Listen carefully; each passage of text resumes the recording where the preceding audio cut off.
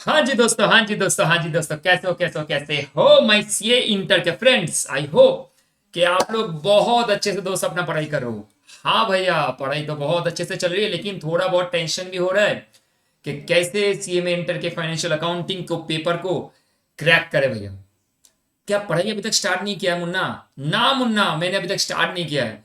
तो अगर आप लोग ये वीडियो देखने वाले हो दोस्तों, तो आप लोग जो भी बच्चे स्टार्ट किए हो, या तो आप आज सोच रहे हो कि आज ही स्टार्ट कर देंगे फाइनेंशियल अकाउंटिंग, वो सारे बच्चों के लिए वीडियो है।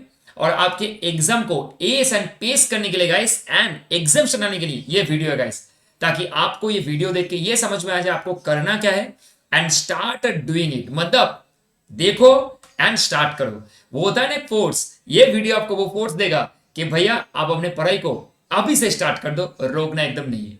ठीक है गाइस, चलो सबको सबसे पहले जय श्री कृष्ण, राधे राधे दोस्तों। आई होप कि आप लोग एकदम भगवान के सामने बैठ के मन लगा के पूरा पढ़ाई स्टार्ट कर दिया। तो ये जो वीडियो रहेगा दोस्तों, स्मॉल एक छोटा सा वीडियो आपके लिए कुछ टिप्स रहेगा, जहां पे मैं आपको बताऊंगा कि कैसे आपको अप्रोच करना है। अभी अगर आप स्टार्ट करोगे तो आप स्टार्ट कर चुके हो, एंड देन आप कैसे 60+ ला सकते हो वो भी बता दूंगा with the chapter that you have to target guys. Okay, छोटा सा गाइस, ज्यादा कुछ नहीं बताऊंगा, लेकिन ऐसा बताऊंगा कि शॉर्ट एंड ट्रिक्स हो एंड आपको मजबूती दे, हेल्प करे क्रैक करने के लिए गाइस। ठीक है, चलिए दोस्तों अपन लोग डिस्कशन करते हैं इसके बारे में।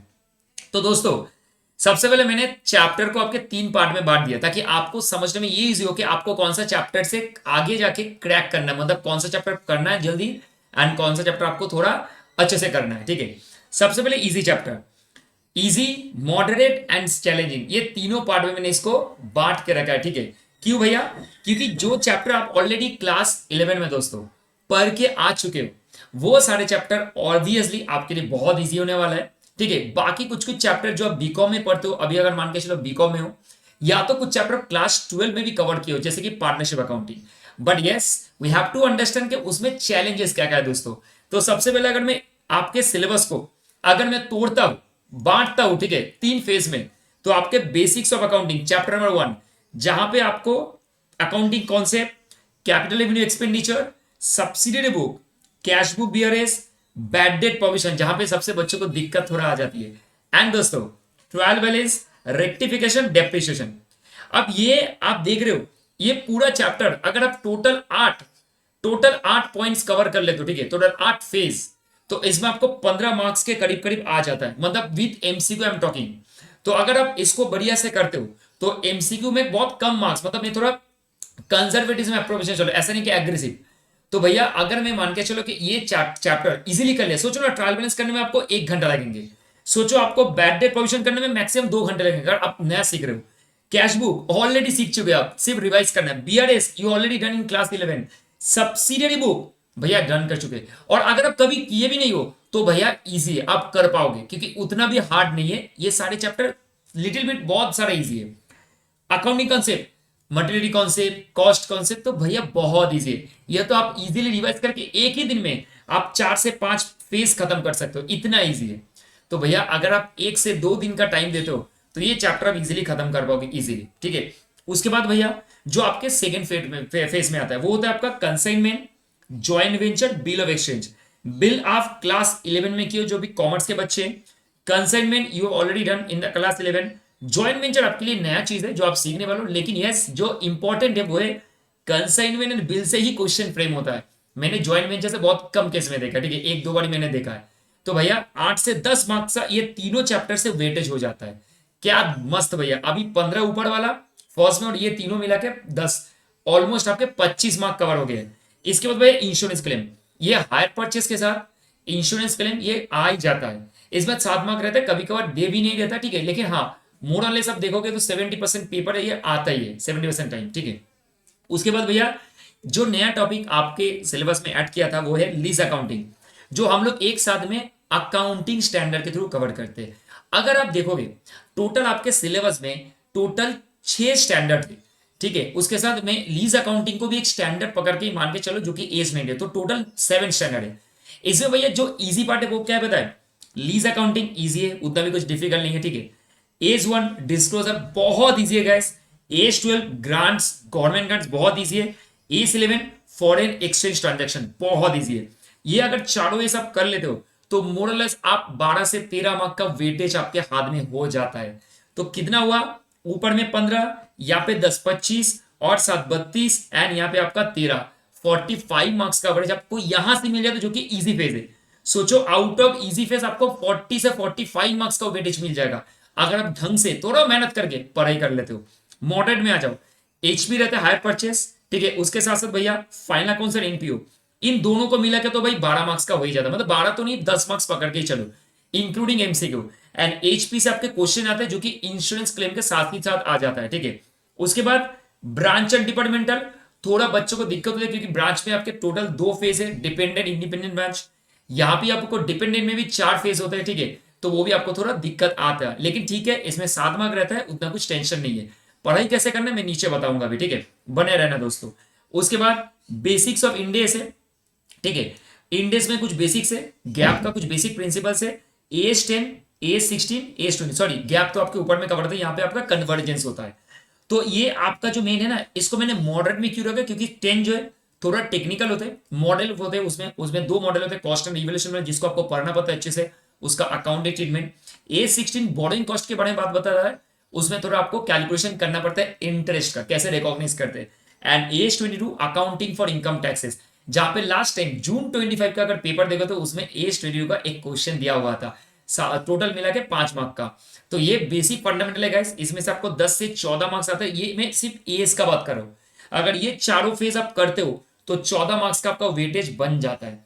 तो मॉडरेट वाला चीज देखोगे तो 7 का 12 19 और 7 26 और 14 40 मार्क का वेटेज आपका बन जाता है मॉडरेट के मतलब मॉडरेट से, ठीक है, चैप्टर वाइज। और अगर चैलेंजिंग चैप्टर देखोगे तो चैलेंजिंग चैप्टर में मेनली 2 चीज आता है, एक होता है बच्चों को सबसे पहले दिक्कत है भैया पार्टनरशिप, डिसोल्यूशन पढ़े या भैया अमलगमेशन ऑफ फॉर्म्स पढ़े या भैया आपका रिवोल्यूशन पढ़े या भैया एडमिशन पढ़े, क्या पढ़े कुछ भी समझ में नहीं आता। टेंशन नहीं लेने का है बात भाई, सुनो 20 मार्क का वेटेज रहता है, ये आपको पढ़ना चाहिए। मैं सारे बच्चों को बोलता हूं ये आप क्लास 12 में पढ़े हो, चाहे वो बंगाल बोर्ड से हो, चाहे वो आईसीएसई हो, चाहे वो सीबीएसई हो, चाहे भी कोई भी स्टेट का बोर्ड से हो पैन इंडिया में, आप ये पढ़ के आते हो तो 20 मार्क आपका वेटेज बनता ही है।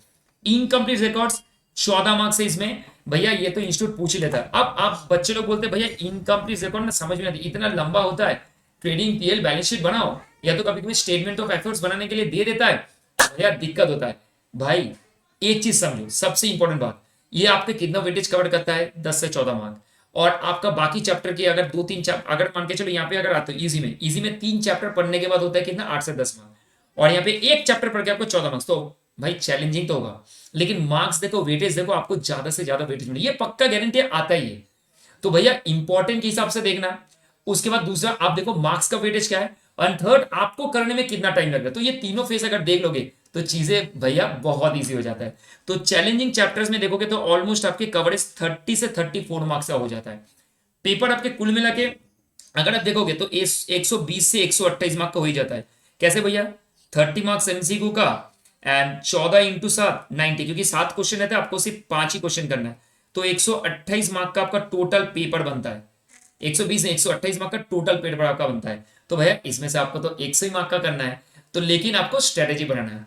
तो कुछ इस तरीके से आपको easy moderate and challenging chapters दिखने को मिलते हैं, और मार्क्स भी कुछ इस तरीके से वेटेज रहता है। अब अगर देखोगे गाइस, अगर मैं आपको बताऊं कि स्टेप कैसे आपको अभी डेवलप करना है ताकि 60 प्लस आए, सबसे पहले ये चैप्टर तो छोड़ना ही नहीं है, बेसिक्स ऑफ अकाउंटिंग। ये आपके बेसिक्स होते हैं, जहां पे कुछ 8 चैप्टर मैंने आपको बोला था। देखो यहाँ पे bad debt rectification, trial balance, cash book, subsidiary book, capital revenue expenditure, accounting concept, ये ढंग से पढ़ लोगे तो 15 मार्क्स काफी है, क्योंकि एमसीक्यू में बहुत सारे क्वेश्चन यहाँ से छापता है, तो ये आपको देख के मतलब रेडी रहना है। उसके बाद भैया final accounts, NPO, income record 20 mark पक्का आएगा भैया, छोड़ने का गलती भी मत करना, क्योंकि इनकम रिकॉर्ड आएगा 14 मार्क का, उसके साथ एनपीओ फाइनल अकाउंट्स एक साथ में दे देगा। हो सकता है कि एक ही क्वेश्चन में 7-7 मार्क आ जाए, हो सकता है 2 क्वेश्चन में, एक में इनकम्प्लीट रिकॉर्ड्स आ जाए 14 मार्क का, एंड उसके बाद एक क्वेश्चन में फाइनल अकाउंट्स या तो एनपीओ दे दे 7 मार्क का या तो 10 मार्क का, based on the institute idea. मैंने जितना पेपर देखा है लास्ट 2-3 टर्म का, उससे मुझे समझ में जितना आया बेसिक प्रिंसिपल आइडिया कि भैया आपके इनकम्प्लीट रिकॉर्ड्स तो बनता ही है, क्योंकि बच्चे को वहां पे दिक्कत हो तो इंस्टीट्यूट वहां से ही क्वेश्चन पूछता है। एंड दूसरा एनपीओ से 5 से 10 मार्क का क्वेश्चन आ जाता है, फाइनल अकाउंट से कभी कभार रोटेट कर देता है, क्वेश्चन पूछता है कभी नहीं क्वेश्चन पूछता है। तो these are the things that you have to should be kept in your mind while you are understanding and starting your preparation. Okay, अब बच्चों कंसाइनमेंट, बिल्स, जेबी, जेबी को मैं उतना खास इंपॉर्टेंट नहीं देता, लेकिन कंसाइनमेंट से क्वेश्चन बच्चा पूछता ही है, या तो बिल से क्वेश्चन पूछते ही बच्चे, इसमें से 7 मार्क आता है। तो ये बहुत इजी है, आप ढंग से करोगे तो आपको इजीली आ जाएगा, गलती होने का चांस मिनिमम है। ये चैप्टर आपको करने चाहिए। 3 नंबर, 4 नंबर इंपॉर्टेंस हो गया हायर परचेज को, क्योंकि इसमें से क्वेश्चन आता ही है, इसमें से क्वेश्चन आता है, तो हायर परचेज को इंपॉर्टेंस देना बनता ही है भैया आपका, ठीक है। इसके बाद क्योंकि देखो consignment, bill of exchange, hire purchase, ये सब क्वेश्चन एक साथ में पूछा जाता है, एक ही क्वेश्चन में एक क्वेश्चन 7 एंड 7 मार्क का पूछा जाता है। हाँ, अभी इंस्टीट्यूट का थोड़ा पैटर्न चेंज हुआ है, हायर परचेज के साथ लीज अकाउंटिंग पूछा है, जो मैं अभी कवर करने वाला हूं। उसके बाद भैया पार्टनरशिप छोड़ने का गलती नहीं करना है, बहुत सारे बच्चे करते हैं, मैं आपको बोलता हूं भाई पार्टनरशिप अगर आपको अच्छा लगता है पहले कंप्लीट करो, ये आप बेसिक कर लो, उसके बाद पार्टनरशिप कर लो, क्योंकि पार्टनरशिप से एमसीक्यू भी पूछता है, एंड दोस्तों पार्टनरशिप से 7 मार्क 14 मार्क का क्वेश्चन भी आपसे पूछता है। क्यों ना हम इसमें स्ट्रांग हो जाए, 14 मार्क का क्वेश्चन पार्टनरशिप का आएगा ही, तो भैया एक क्वेश्चन तो सिक्योर कर ले आउट ऑफ 5 क्वेश्चन, 5 क्वेश्चन आपको करना है डिस्क्रिप्टिव में, एक क्वेश्चन तो सिक्योर कर लो 20 मार्क का, सॉरी 14 मार्क का, तो आपका तो पावर आ जाएगा ऑटोमेटिकली। यस भैया कर लेंगे। उसके बाद अकाउंट स्टैंडर्ड, इसको भी आप अगर थोड़ा मतलब थोड़ा प्रेशर देके करोगे तो इसमें भी एक क्वेश्चन सिक्योरिटी बनता है 14 मार्क का। और भैया 5 नंबर 6 नंबर टॉपिक आपने अभी जो बताया, अगर ये 2 टॉपिक अगर अच्छे से आप छेड़ दोगे, अपने आप को थोड़ा इसमें लगा दोगे जान, तो भैया 14 28 मार्क्स तो आपका 2 क्वेश्चन बन ही गया आउट ऑफ 5 क्वेश्चन टोटल। आप देखोगे 5 क्वेश्चन, ये 2 क्वेश्चन तो बन ही गए आपका कंप्लीट। इसके बाद बेसिक अकाउंटिंग कर लोगे, इनकम्प्लीट रिकॉर्ड कर लोगे, इसमें से और एक 2 क्वेश्चन बन जाएगा, हो गया आपका आउट ऑफ 5 4 क्वेश्चन बना दिया ना, बना दिया ना आपका 5 क्वेश्चन में से 4 क्वेश्चन। क्या बात भैया। तो अगर ये 6 टॉपिक अगर आप छेड़ दोगे, अच्छे से कर दोगे इस 6 टॉपिक को, तो भैया मैं आपको गारंटी देता हूं आप 80 से 85 प्लस का अटेम्प्ट तो आराम से करके आ पाओगे। देखो 100% अटेम्प्ट करना बहुत टाइम पे डिफिकल्ट हो जाता है because of the length of the paper, या तो difficulties of the 20 to 25 marks का। लेकिन अगर ढंग से आपको करना है, तो अगर आप 80 से 85 पे ढंग से करके आते हो, भाई अकाउंट्स का पेपर है, मार्क्स अच्छा मिलता है, 60 प्लस स्कोर करना डिफिकल्ट नहीं होता है, ठीक है। दूसरा भैया लास्ट में मैंने ब्रांच एंड इंश्योरेंस रखा, क्यों भैया, क्योंकि कभी कभार क्या होता है कि ब्रांच में आपके, मैंने जैसे पहले भी बोला था, ब्रांच में आपका टोटल 2 फेज होता है, एक होता है डिपेंडेंट इंडिपेंडेंट ब्रांच, उसके बाद आपका होता है कि इंडिपेंडेंट ब्रांच में आपको उसके बाद आपको फॉरेन ब्रांच भी पढ़ना पड़ता है। तो आपको याद रखना है इंडिपेंडेंट ब्रांच में सिर्फ जनरल है, लेकिन डिपेंडेंट ब्रांच में आपको 4 मेथड्स होते हैं, होलसेल होता है, फाइनल अकाउंट्स होता है, स्टॉक डेटर होता है, एंड आपका डेटर मेथड होता है। तो ये सब मेथड को आपको अलग से पढ़ना पड़ेगा, तो इसमें टाइम कंजम्पशन ज्यादा लगता है। तो क्योंकि इसमें टाइम ज्यादा लगता है, तो मैंने इसको 7 नंबर पे रखा है with respect to the importance. And insurance claim मुन्ना और में आता है, इसके साथ ही आ जाता है, तो इसलिए इस दोनों को एक साथ में बोलते हैं ना वो भैया जोड़ी बॉयफ्रेंड गर्लफ्रेंड का, इस दोनों को मैंने एक साथ में रखा है, ठीक है, बॉयफ्रेंड गर्लफ्रेंड को एक साथ मैंने रखा है लास्ट में। तो ये 6 चैप्टर को आपको सबसे ज्यादा प्रायोरिटाइज करना है एंड इंपॉर्टेंस है, ताकि आप एटलीस्ट 85 प्लस तो यहाँ पे लिख के आ सकते हो, इतना अपने आप को एश्योरेंस दे लो। क्योंकि बच्चे क्या करते हैं, आप लोग ये समझते हो कि भैया पूरा खा के जाए, भाई हर टाइम पे पूरा कंज्यूम करना पॉसिबल नहीं होता है, क्योंकि आपका सभी टाइम भी नहीं है, 16 नवंबर हो चुका है। बेटर है आप इतना अच्छे से ढंग से पढ़ लो, अगर मन लगा के 10 से 14 दिन अगर मन से ये पढ़ लोगे ना, क्योंकि ऑलरेडी आप टीचर के पास पढ़ चुके हो, तो एक बार अगर इसको पढ़ लोगे और एग्जाम से 3 दिन पहले अगर रिवाइज कर लोगे, मैं आपको गारंटी देता हूं आप 80 प्लस अटेम्प्ट जरूर करके आ पाओगे, इतना गारंटी। लेकिन हाँ, मन से ढंग से अपना ऑनेस्ट एफर्ट देना है, ये आपको याद रखना है। Honesty is the best policy. अगर पढ़ते पढ़ते आप सोच लीजिए कि लॉ पढ़ना है, ये पढ़ना है, सब पेपर आपको पढ़ना है, लेकिन यस अगर आप अकाउंट्स अभी शुरू नहीं किए तो सोच रहे हो कैसे करे भैया, तो ये आपके लिए बेस्ट स्ट्रेटेजी होने वाला है, ठीक है। अब मैं थोड़ा क्वेश्चन के बारे में बता देता हूं। जैसे कि जून 25 का मैंने एनालिसिस कर रहा था, तो basics of accounting question number 2 में पूछा था 14 मार्क, क्योंकि क्वेश्चन नंबर 1 आपके होते हैं क्या एमसीक्यू, ये आपके पूरा टोटल 15 एमसीक्यू आपका 30 मार्क का पूछा जाता है, तो इसमें कोई टेंशन नहीं, ये तो पूछेंगे, कंपलसरी आपको करना है। 2 नंबर का क्वेश्चन जो आपको 14 मार्क का पूछा था basic of accounting, last time A से पूछा था, एज 10 से क्वेश्चन पूछा था, तो आपको एज पढ़ना है एंड बेसिक्स पढ़ना है, पकड़ के चलो एक क्वेश्चन बनता है आपको, तो एक क्वेश्चन तो मैंने बना दिया। उसके बाद भैया consignment and HP and lease, तो भैया सेकंड क्वेश्चन भी हम लोग के सेकंड थर्ड प्रेफरेंस में, देखो सेकंड एंड थर्ड प्रेफरेंस में, sorry third and fourth preference में, तो भैया मैंने तो 1 3 4 से आपको 2 क्वेश्चन बना के दे दिया। ओके, इसके बाद भैया अगर आप ढंग से थोड़ा एनपीओ इनकम्प्लीट रिकॉर्ड फाइनल कुछ कर दो 14 मार्क्स का, तो भैया ये भी तो मैंने कवर करके दी यहाँ पे, सेकंड फेज में ही कवर कर दिया। 3 क्वेश्चन बन गए भाई आउट ऑफ 5। इसके बाद देखो यहाँ पे अगर आप पार्टनरशिप देखोगे तो पार्टनरशिप तो भैया हम लोग का फिफ्थ प्रेफरेंस है। मतलब ऑब्वियसली पार्टनरशिप इंपॉर्टेंट है, मैं आगे रख सकता था, लेकिन पार्टनरशिप में थोड़ा टाइम लगता है, तो मैंने टाइम के बेसिस में विद रिस्पेक्ट टू प्रिपरेशन थोड़ा नीचे में रखा है। ऐसा मत सोचना कि भैया पार्टनरशिप को आप कम इंपॉर्टेंस दे रहे हो, बहुत ज्यादा इंपॉर्टेंस है अकाउंटिंग स्टैंडर्ड में भी, लेकिन मैंने इसको नीचे रखा क्योंकि आपको थोड़ा टाइम लगेगा प्रिपरेशन में। तो अपने आप को थोड़ा कॉन्फिडेंट बूस्ट करने के लिए अगर चारों फेस में आपका अगर ऑलमोस्ट 3 क्वेश्चन कवर हो जाता है तो क्या ही बात भैया, ठीक है। इसके बाद देखो, उसके बाद अकाउंट सॉरी ब्रांच डिपार्टमेंटल, इसको मैंने वो बॉयफ्रेंड गर्लफ्रेंड बोल के एक साथ में रखा है, तो ये आप अगर छोड़ भी दोगे कोई फर्क नहीं पड़ता है मेरे को। लेकिन अकाउंट स्टैंडर्ड क्वेश्चन 7 में आता है, तो हो गया ना कितना क्वेश्चन, 1 2 3 4 5, 5 तो हो ही गया। आपके पास और एक ऑप्शन बचता है जो लास्ट क्वेश्चन नंबर 8 है, जहां पे एस एनपीओ पार्टनरशिप, जिसको हम लोग बोलते हैं मिक्सर ग्राइंडर, मतलब आप एक साथ में सब डालो और उसको खिचड़ी पकाओ, मिक्स करो। वो क्वेश्चन 8 में पूछा जाता है। क्वेश्चन 8 में आपको मिक्स अप क्वेश्चन मिलता है, जहां पे थोड़ा तोड़ तोड़ के देता है 5 5 4। और अगर मैं आपके जगह होता तो मैं जरूर ये वाला क्वेश्चन अटेंड करता, क्योंकि जितना ब्रेक क्वेश्चन करोगे उतना possibility of getting good marks इस हायर हो जाएगा, प्रोबेबिलिटी हाई हो जाएगा। So this is what the idea guys आपको करना है। आई होप गाइस ये छोटा सा टिप्स था, आपको बताना था कि कैसे आप अप्रोच करोगे with respect to total 5 question आप कैसे अटेंड करोगे, कौन सा चैप्टर को फर्स्ट शुरू में ही प्रेफरेंस दे दोगे। एंड अब मान के चलो भैया आप क्या देने वाले, what is the your contribution.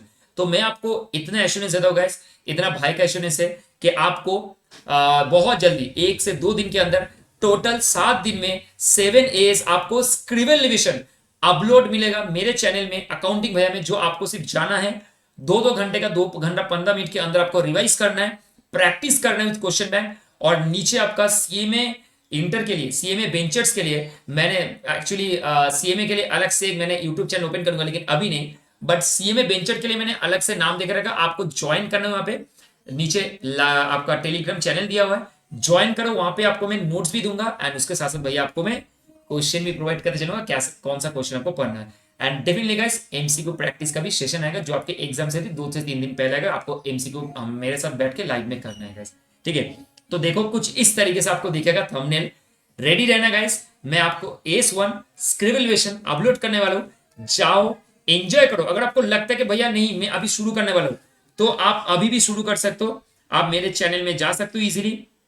हम लोग के चैनल में जाके अकाउंटिंग भैया के चैनल में जाके ऑलरेडी सीए इंटर का ऑलरेडी प्लेलिस्ट अपलोड हो चुका है, वहां पे जाके आप कर सकते हो आराम से। देखो मैं आपको दिखा देता हूं एक बार, just go to our channel, okay.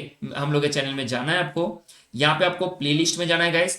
Playlist में जाके देखो आपको दिख रहा है यहाँ पे ऊपर में, देख रहे हो यहाँ पे देखो C inter advance accounting scribble revision, यहाँ पे आप क्लिक करोगे तो ऑलमोस्ट 10 चैप्टर ऑलरेडी अपलोड हो चुका है। तो if you want to do in depth है, यहाँ पे आप कर सकते हो, आपके सारे कॉन्सेप्ट भी कवर हो जाएंगे। AS1 आपके क्या क्या है, AS1 है, आपका AS12 है, आपके AS11 है, आपके AS10 है, चारों के चारों एस कवर ऑलरेडी हो चुका है। अगर आपको लगता है कि अभी भैया करना है, चाहो भरपूर एंजॉय करो। और मैं आपको बताने वाला हूं कि अगर ये भी एस करके जाते हो, आपको कोई रोक नहीं सकता एस में अच्छा करने से, क्योंकि इसमें इन डेप्थ पढ़ाई है। ये एक कर्म योगा बैच है, जो कर्म के ऊपर डिपेंड करता है, आप जितना मेहनत करोगे उतना आगे अच्छे से बढ़ोगे, ओके। एंड मैं गाइस कोशिश करूंगा जितना वैल्यूएबल इनपुट में आप लोगों को दे सकता हूं, I am going to do it guys. आप ज्वाइन करो, एमसीक्यू प्रैक्टिस करो, मेरे सेशन को आप सब्सक्राइब एंड लाइक करना मुन्ना मत भूलना, क्योंकि यही तो मेरे लिए मोटिवेशन है और आपके लिए पढ़ाई करने का और ज्यादा और भी पेस तगड़ा करने वाला एक प्लेटफॉर्म है गाइस, ठीक है। आई होप आपको समझ में आए। एंड दोस्तों प्लीज अपने भाई बहन के साथ, अपने दोस्तों के साथ शेयर करना, ताकि उनको भी अपना पढ़ाई पेश करने का एक मौका मिल जाए गाइस अकाउंटिंग भैया के साथ। Wish you all the best guys, ready रहना, अच्छे से पढ़ो। जहां पे भी जो भी डाउट होता है वीडियो के नीचे कमेंट बॉक्स पे जरूर कमेंट करते चलना कि भैया मैं 100% दूंगा। इतना कमिटमेंट आपसे होना चाहिए। अगर हम लोग बैठ के, टीचर्स लोग बैठ के कमिट करके दे रहे हैं कि आपको ऐसे पढ़ना है, इस तरीके से आपको स्टडी करना है, तो आपका भी कमिटमेंट बनता है कि भाई को प्रॉमिस करो एंड बोलते हुए जाओ कि भाई मैं 100% अपना एफर्ट डालूंगा पेपर में एंड मैं अच्छा करके आऊंगा फाइनेंशियल अकाउंटिंग में, क्योंकि क्या बोलोगे भाई है तो पॉसिबल है दोस्तों, ठीक है। चलो दोस्तों मिलते हैं AS1 के रिवीजन में, स्टे ट्यून, नोटिफिकेशन ऑन करने का और सब्सक्राइब लाइक बिना करके मत जाना दोस्तों, ठीक है। बाय बाय, जय हिंद दोस्तों, जय श्री कृष्ण, आदर है। मिलते हैं नेक्स्ट वीडियो में विद एस वन का skill elevation guys. Bye bye, take care.